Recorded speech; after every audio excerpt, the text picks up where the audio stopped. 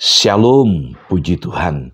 Pada kesempatan ini, saudaraku yang saya kasih, saya ingin berbagi, yaitu pesan Paskah.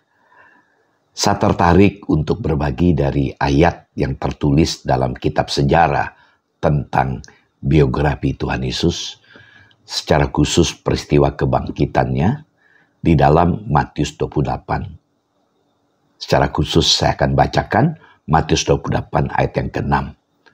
Ia tidak ada di sini, sebab ia telah bangkit. Sama seperti yang telah dikatakannya, mari lihatlah tempat ia berbaring. Saudara, ada orang yang mengalami keputusasaan dalam hidupnya, sehingga harapannya sirna lenyap. Ada yang hidupnya sesuai dengan yang diharapkannya. Bahkan ada juga yang mengalami hal yang melampaui harapannya. Dalam kisah ini, yaitu kisah kebangkitan Yesus, saudara, 3 wanita yaitu Maria Magdalena, Maria ibu Yakobus, dan Salome menengok kubur Yesus untuk merempah-rempahi tubuhnya yang baru meninggal. Mereka membawa rempah-rempah sesuai kebiasaan pada waktu itu. Mereka berharap untuk dapat menemukan jenazah Yesus. Ternyata batu besar yang menghalangi pintu masuk ke kubur sudah terguling. Halangan pertama teratasi tanpa penjelasan bagi mereka, saudara. Mereka tambah terkejut lagi, saudara, karena tidak menemukan mayat Yesus yang menjadi guru mereka. Fakta batu terguling dan hilangnya mayat Yesus ini menegaskan bahwa kebangkitan Yesus bukanlah kebangkitan roh yang tidak bertubuh. Sebaliknya, Yesus bangkit dengan tubuh dagingnya. Saudara, kebangkitan Kristus atau Paskah merupakan momen iman orang Kristen karena titik pusat iman Kristen itu ada pada kebangkitannya. Dalam 1 Korintus 15 ayat 14, Rasul Paulus mengatakan, tetapi andai kata Kristus tidak dibangkitkan, maka sia-sialah pemberitaan kami dan sia-sialah juga kepercayaan kamu.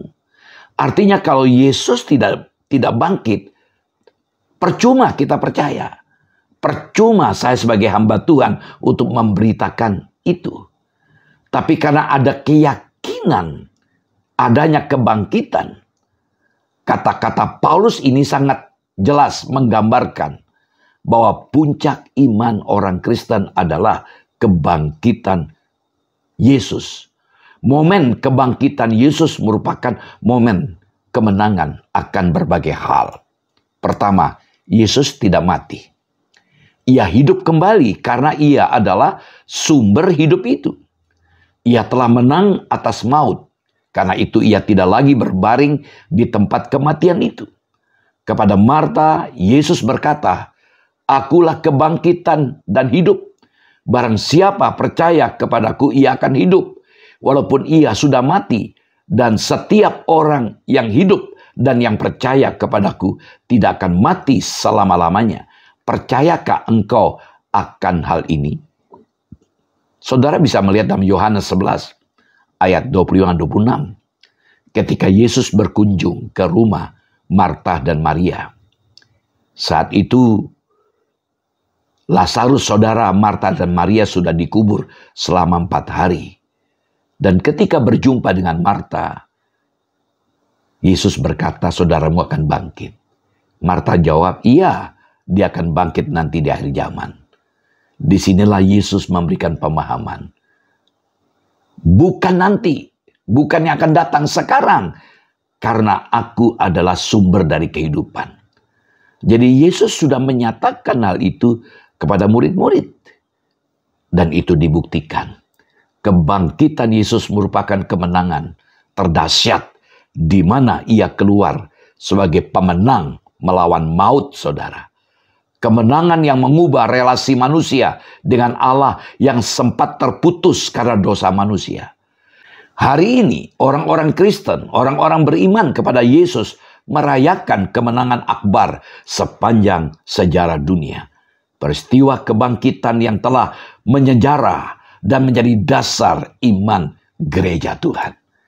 Yang kedua, kebangkitan Yesus merupakan perwujudan dan penggenapan rencana agung Allah. Hal ini sebagai pembuktian kebenaran cerita yang telah disampaikannya bahwa Dia akan bangkit pada hari ketiga. Kebangkitan Yesus bukanlah peristiwa yang mendadak dan mengejutkan. Kebangkitannya telah dinyatakan sebelumnya dan itu terbukti. Dia mati, hari ketiga Dia bangkit.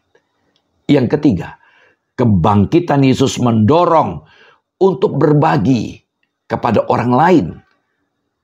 Artinya kematian dan kebangkitan Yesus seharusnya lah bukan berita yang kita simpan untuk diri kita sendiri, untuk kalangan sendiri. Tidak.